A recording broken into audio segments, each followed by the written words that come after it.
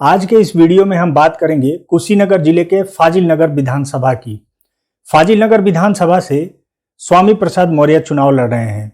यह वही स्वामी प्रसाद मौर्य हैं जिन्होंने भाजपा के ताबूत में आखिरी कील गाड़ने की बात कही थी। अगर सूत्रों की माने तो भाजपा के मूल्यांकन में स्वामी प्रसाद मौर्य पडरौना की सीट हार रहे थे।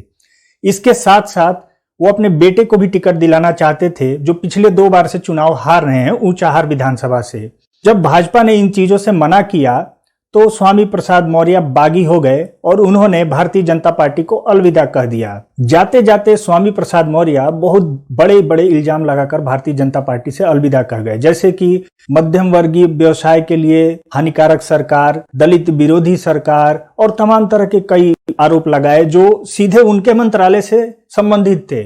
अब सवाल यह उठता है कि स्वामी प्रसाद मौर्य, जो कि खुद ही 5 वर्ष तक श्रम मंत्रालय में थे और सारी चीजें उनके अंदर में थी, फिर भी उसके बावजूद वो इस तरह के आरोप लगा गए और ठीक आचार संहिता लागू होने के बाद वो अलविदा कह देते हैं। मीडिया की बात माने, लोगों की बात माने तो स्वामी प्रसाद मौर्य को एक बहुत बड़ा मौसम वैज्ञानिक कहा जाता है। यानी कि स्वामी प्रसाद मौर्य एक ऐसे बाराती हैं जिनको जो बारात अच्छी लगती है उसमें वो शामिल हो जाते हैं और उनके पास काफी अच्छा वोट बैंक भी है। लेकिन इस बार यह मौसम वैज्ञानिक बहुत बुरी तरह से फंस गया है।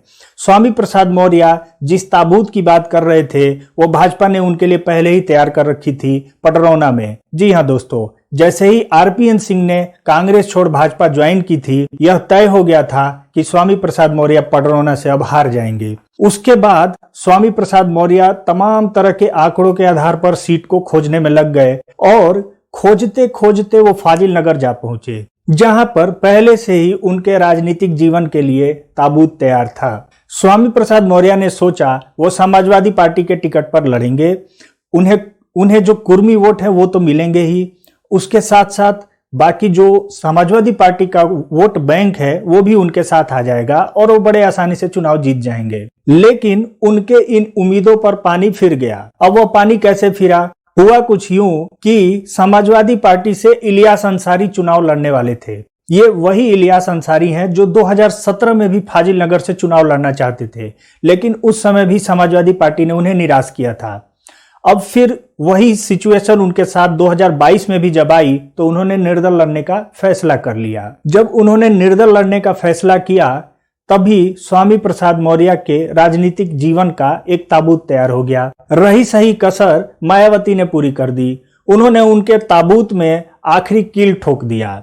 वह कील कैसे ठोका? उन्होंने इलियास अंसारी को बसपा से टिकट दे दिया, जो टिकट पहले संतोष तिवारी को दिया गया था। अब आइए समझते हैं कि अगर इलियास अंसारी को बसपा से टिकट मिला तो वो कैसे स्वामी प्रसाद मौर्य को प्रभावित कर रहे हैं। आपके जानकारी के लिए मैं बता दूं कि इलियास अंसारी पिछले 38 सालों से समाज सेवा कर रहे हैं अपने विधानसभा में और वो समाजवादी पार्टी के जिला अध्यक्ष भी रहे हैं। इलियास अंसारी का न केवल मुसलमान समाज में बल्कि बाकी समाज के सभी वर्गों में भी अच्छी पकड़ है। इलियास अंसारी समाजवादी पार्टी का वोट बैंक तो काट ही रहे हैं, उसके साथ साथ उनके जो खुद के व्यक्तिगत वोट हैं वो भी उन्हें मिल रहे हैं। ऐसे में स्वामी प्रसाद मौर्य जिस वोट बैंक के चलते यहाँ आए थे वो कम से कम 38,000 वोट बैंक उनसे छिटक गए हैं। अब बात करते हैं भाजपा प्रत्याशी की। भाजपा ने यहाँ बिना कोई रिस्क लिए गंगा सिंह कुशवाहा के पुत्र सुरेंद्र सिंह कुशवाहा को टिकट दिया है और भाजपा पूरी श्योर है कि वो ये चुनाव जीत जाएगी। अब आइए थोड़ा जान लेते हैं सुरेंद्र कुशवाहा के बारे में। सुरेंद्र कुशवाहा गंगा सिंह कुशवाहा के पुत्र हैं और गंगा सिंह कुशवाहा सपा की लहर में भी भाजपा से जीते थे। 2012 में उन्होंने निकटतम प्रतिद्वंदी बहुजन समाजवादी पार्टी के प्रत्याशी को लगभग 5,000 वोटों से हरा दिया था।